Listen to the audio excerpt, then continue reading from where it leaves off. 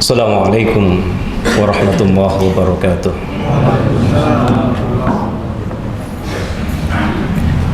Hamidan wa musalliyan alhamdulillahi rabbil alamin. Allahumma salli wa sallim ala sayyidina Muhammad wa ala alihi wa sahbihi ajma'in. Hadirin jamaah salat tarawih Masjid Al-Hikmah Gayung Sari yang dimuliakan oleh Allah Subhanahu wa taala. Saya dikasih tema oleh panitia 6 perkara yang Allah akan mengangkat derajat seseorang itu. Apa 6 perkara itu? Karena waktunya singkat, 15 menit. Nanti mungkin 3 atau 4. Yang lainnya berseri. Sepakat? Karena kalau terlalu lama dirasani mbek wong Gayung Sari saya. Nanti saya kirim tulisannya ke takmir. Nanti bisa di-share di grup WA. Kalau kita bicara hati, sebelum saya masuk pada hati yang tunduk pada nafsu, itu seperti orang yang bergantung kepada orang yang tenggelam. Jenengan bisa bayangkan kalau hati ini tunduk kepada nafsu, itu seperti orang yang bergantung kepada orang yang tenggelam. Kira-kira kedua-duanya sama tenggelamnya apa enggak? Ya. Maka kalau kita ingin diangkat derajat kita oleh Allah Subhanahu wa taala, maka jangan memperturutkan hawa nafsu kita. Sebab kalau manusia itu dia tidak memahami hakikat hidupnya, dari mana dia berasal, untuk apa sih dia hidup dan kemana dia akan kembali, maka dia hidupnya hanya untuk memperturutkan dorongan hawa nafsu. Dari mana dia berasal, dia meyakini dia diciptakan oleh Allah, maka berarti dia adalah hamba, makhluk. Tugas hamba taat sama Allah. Untuk apa kita hidup? Karena kita hamba, kita makhluk. Untuk apa kita hidup? Untuk beribadah, untuk mengabdi kepada Allah. Kemana kita akan kembali? Kita akan kembali kepada Allah. Akan ada yaumul hisab, hari pembalasan. Maka seorang muslim itu pasti paham betul kehidupan sebelum, saat ini, dan sesudahnya. Momen yang menentukan apakah kita ini selamat atau tidak, itu letaknya antara titik kelahiran dan titik kematian, yaitu hidup di dunia yang cuma sebentar ini. Betul ya? Kalau sudah kita mati, tidak ada yang namanya amal, betul? Jadi yang menentukan kita ini selamat atau tidak, itu momennya letaknya adalah di antara titik kelahiran dan titik kematian, yaitu hidup di dunia yang cuma sebentar ini. Kalau kita dikasih oleh Allah umur 60 tahun, itu sudah dikurangi 15 tahun, 0 sampai 15 tahun akil balik. Berarti kita sebenarnya hanya menggunakan waktu berapa Bapak Ibu? 45 tahun. Kalau kemudian itu dikurangi lagi tidur, kalau tidur 8 jam setiap hari, maka berarti sepertiga hari untuk tidur. Kalau dikasih oleh Allah 60 tahun, maka sepertiganya 60 tahun berapa? 20 tahun. Berarti 60 tahun dikai urip mbek Gusti Allah wis dikurangi 15 tahun sampai akil balik, dikurangi maneh 20 tahun. Berarti karek berapa, Pak? 20 tahun. Iku nek dikai urip sampai 20 tahun. Lah nek digawe ngopi, nonton drama Korea, wis berkurang lagi. Wong digawe salat cuma 5 menit. Kali 5, 25 menit. Sholat tarawih mek setengah jam, nek ono ceramah suwi dirasani. Kok suwi ini rek mulai jam piro iku lah. Makanya saya ndak lama-lama nanti ya. 15 menit saja. Gimana? Dilanjut apa enggak? Lanjut. Nek gak gelem dilanjut iki hati ini tanda-tanda hati yang kelam ini. Allahumma sholli ala Muhammad. Baru satu ya. Maka kalau kita ingin hidup kita ini diangkat derajatnya oleh Allah, kendalikan hawa nafsu. Sebab hati ini kalau memperturuti hawa nafsu, itu seperti apa? Bergantung pada orang yang tenggelam. Anda bisa bayangkan orang tenggelam digantungi, nyemplung apa enggak?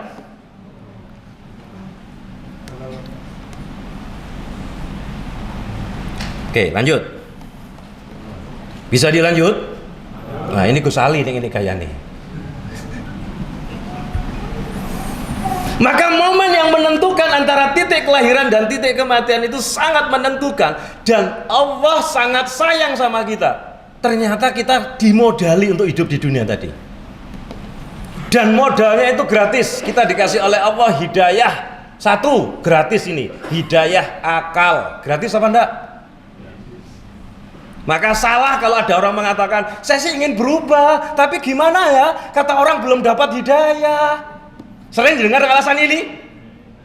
Padahal dia sudah dikasih hidayah akal, gratis. Masih 5 menit. Lanjut. Aku rodok kupu nek ana wong ceramah bolak-balik nonton jam ae. Wis gak usah sholat kemarin. Nonton jam akhirnya. Mohon maaf, saya orang Surabaya sehingga bahasanya kasar, karena kita semua adalah makhluk kasar, bukan makhluk halus gitu.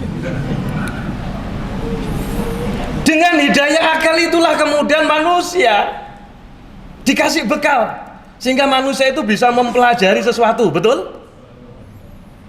Maka yang kedua, kalau kita ingin diangkat derajatnya oleh Allah, yang kedua adalah mau belajar untuk mendapatkan ilmu yang manfaat, karena akalnya harus dipakai.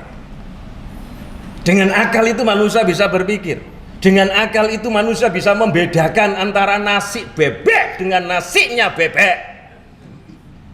Betul? Beda Pak, bagian nyunting dia. Hidayah akal ini gratis.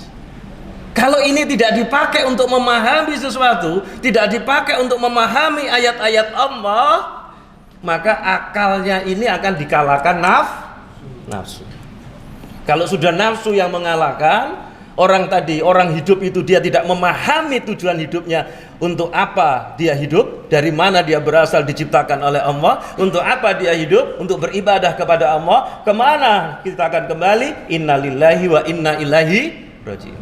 Jadi di antara titik kelahiran dan titik kematian ini nanti akan dihisab, akan dimintai pertanggungjawaban oleh Allah.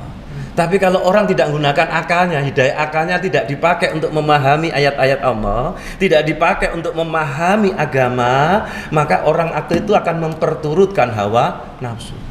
Hidupnya hanya untuk memenuhi dorongan dada dan dorongan perut dan dorongan sedikit di bawah perut, harta, tahta, dan rita. Kalau saya nyebut kayak gini bilang, siapa gitu ya. Kalau dorongan manusia itu hanya dorongan hawa nafsu, dorongan dada, popularitas, kekayaan, kekuasaan, dan cenderung menghalalkan segala cara, habis perilaku manusia akan kayak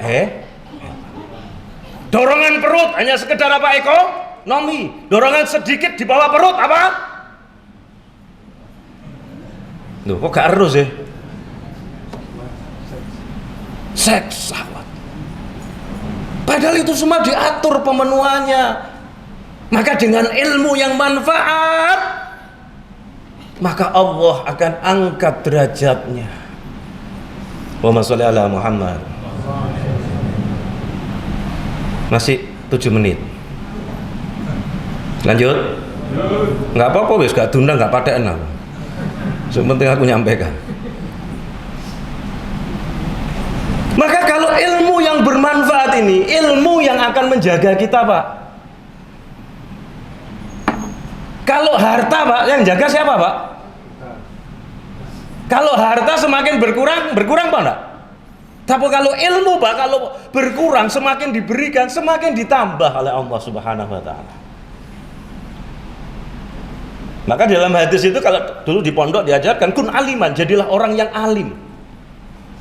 Kalau ndak bisa au muta'aliman, orang sing gelem belajar, kan gitu. Kalau ndak bisa au mustami'an, sing ngrungokno. Apalagi di Ramadan hadir di majelis ilmu semacam ini, itu pahalanya sama seperti ibadah 1 tahun, Pak. Ya, Pak. Enak apa enggak di Ramadan ini? Berarti ceramahnya sampai jam 12 ya? Ya sampean seneng, aku meniren gitu. Iya.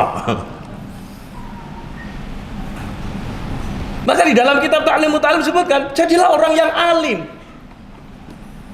Orang yang paham ilmu dan bermanfaat, ngamalkan ilmunya, tahu hakikat hidupnya. Kalau tidak bisa jadi orang yang muta'aliman, orang yang mau belajar. Lah nek gak gelem minimal ngrungokno. Lah nek ngrungokno gak gelem minimal orang yang muhibbin, orang yang seneng kalau ada orang nuntut ilmu. Tapi jangan jadi orang yang kelima. Bakal rusak kata Rasulullah. Ngaji gak seneng dihalang-halangi. Wis aja sing dokter iki radikal. Kumat mana gendenge. Allahumma sholli ala Muhammad. Jenengan semprit aku ya. Nek waktunya habis. Lanjut. Sudah 2 ya? Sudah 2?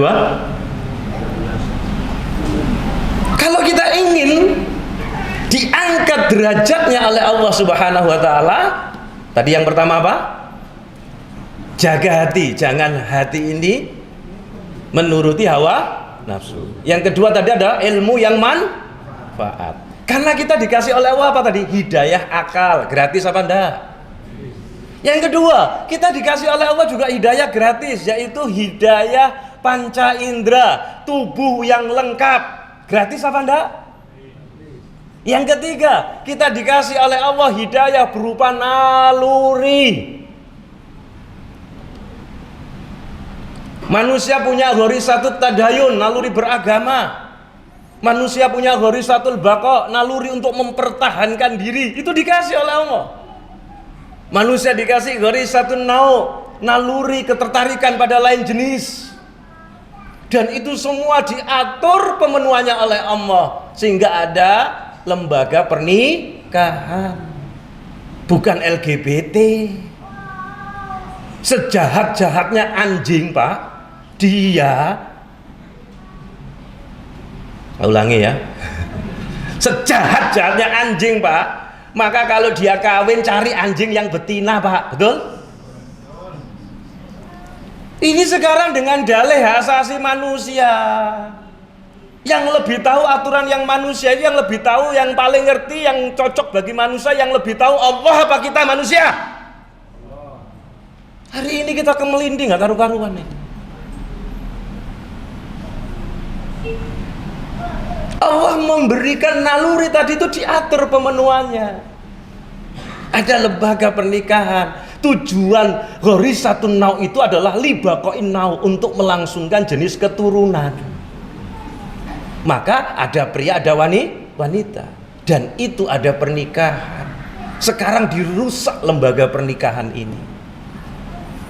Kita miris, Pak, Jawa Timur tahun 2022 kemarin.